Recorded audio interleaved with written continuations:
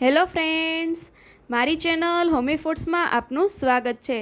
આજે આપણે દૂધીનો હલવો બનાવવાની રેસીપી જોશું। આ હલવામાં આપણે કોઈ પણ જાતના માવાનો ઉપયોગ કરવાનો નથી, છતાં પણ તેનો ટેસ્ટ બજારમાં મળતા હલવા જેવો જ આવશે। આ હલવો નાના મોટા સૌને ખૂબ જ પસંદ આવે છે, તેમજ આ હલવો તમે ફરાળમાં પણ ખાઈ શકો છો। તો ચાલો હલવો બનાવવાની શરૂઆત કરીએ। હલવો બનાવવા માટે મેં અહીંયા દોઢ દૂધી એટલે કે અંદાજિત 500 ગ્રામ જેટલી દૂધી લીધી છે। સૌપ્રથમ તો આપણે આ દૂધીમાંથી છાલ દૂર કરી દેવાની છે।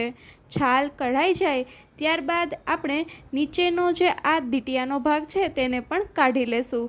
ત્યારબાદ આપણે આ દૂધીને ખમણવાની છે। આ રીતની નાની ખમણી લઈ અને આપણે બધી જ દૂધીને ખમણી લેવાની છે। દૂધીને ખમણી અને તેને તરત જ ઉપયોગમાં લેવાની છે। જો દૂધી થોડો ટાઈમ માટે એમનેમ પડી રહેશે તો દૂધીનો કલર છે તે કાળો થઈ જશે। આ રીતે આપણે બધી જ દૂધીને ખમણી લેશું।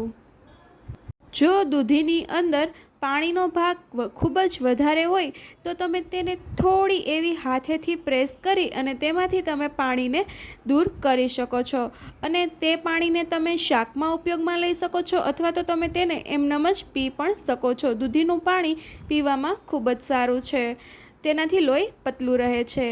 હવે બધી દૂધી ખમણાઈ જાય ત્યારબાદ આપણે એક વાસણની અંદર ઘી ગરમ કરવા માટે મૂકી દેશું।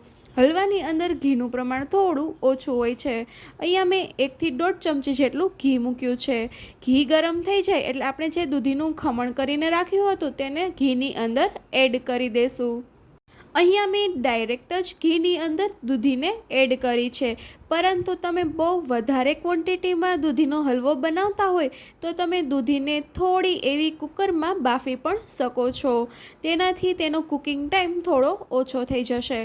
હવે આપણે આ દૂધીને ઘીમાં સરસ રીતે હલાવીને મિક્સ કરી દઈશું અને તેને પકવી લેશું।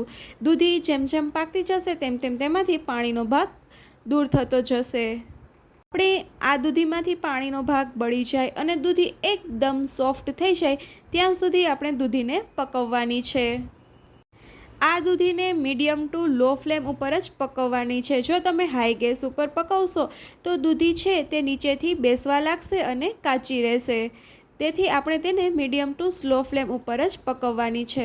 તમે જોઈ શકો છો કે દૂધીમાંથી પાણીનો ભાગ છે તે હવે દૂર થઈ ગયો છે અને દૂધી છે એ પણ એકદમ સોફ્ટ થઈ ગઈ છે।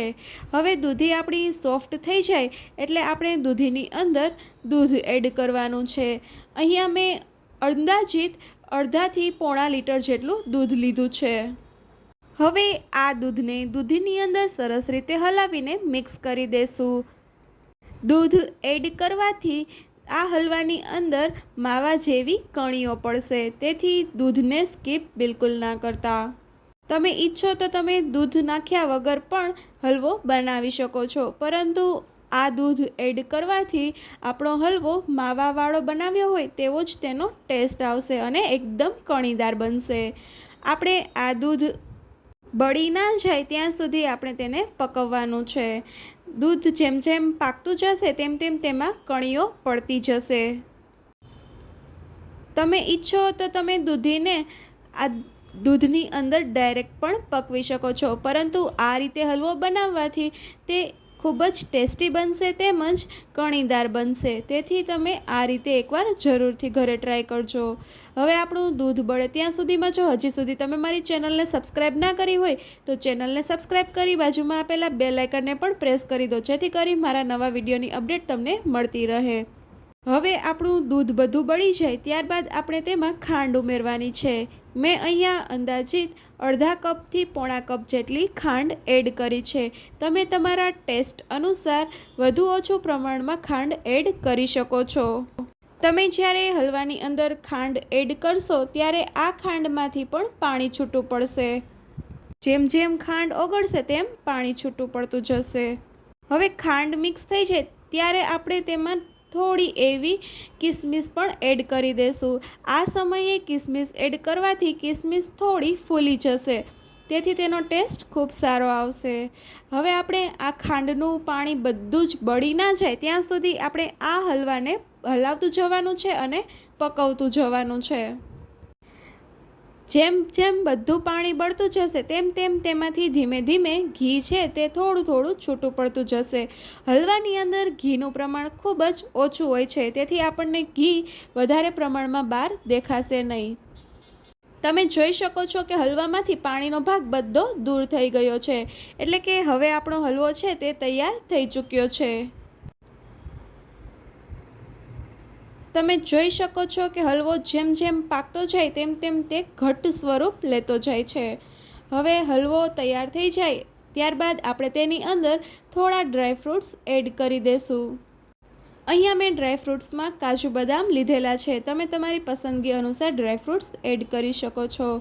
હવે ડ્રાયફ્રૂટ્સ એડ થઈ જાય એટલે આપણે તેને હલાવીને હલવાની અંદર સરસ રીતે મિક્સ કરી દઈશું.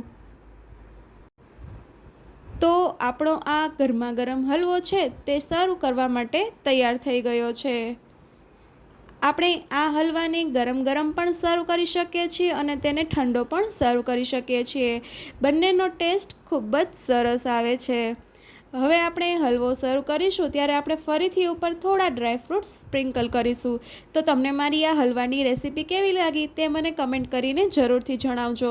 ને તમને મારો વિડીયો પસંદ આવ્યો હોય તો તેને લાઇક અને શેર જરૂરથી કરજો. અને મારી ચેનલને સબસ્ક્રાઈબ ના કરી હોય તો ચેનલને સબસ્ક્રાઈબ કરી બાજુમાં આપેલા બેલ આઇકનને પણ પ્રેસ કરી દો, જેથી કરી મારા નવા વિડીયોની અપડેટ મળતી રહે. Thank you.